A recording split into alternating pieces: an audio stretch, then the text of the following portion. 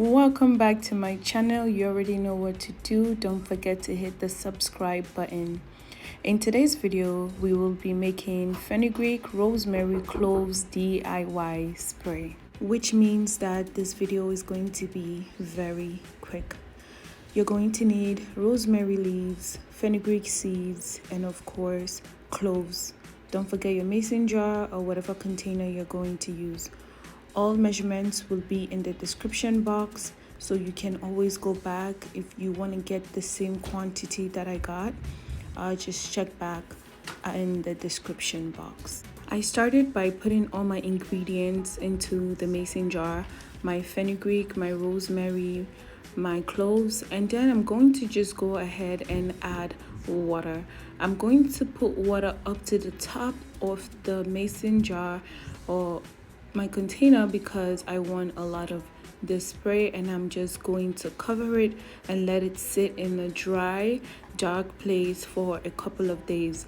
You can let yours sit for a couple of hours. You can let it sit for a couple days, a week, 2 weeks, however long you want to keep it in for. But my advice to you is if you are going to let it sit for more than a day, you should definitely add essential oils so that the smell is not so bad.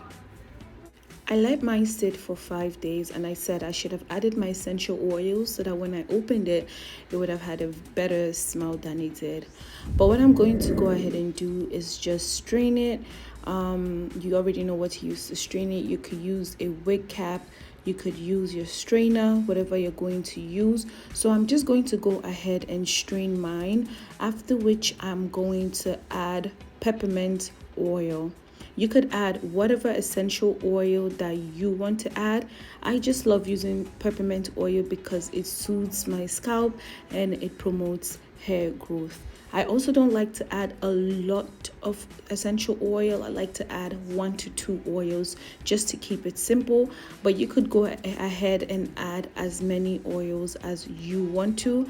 I eyeballed the measurement of this peppermint oil, but you guys can go ahead and do your measurement.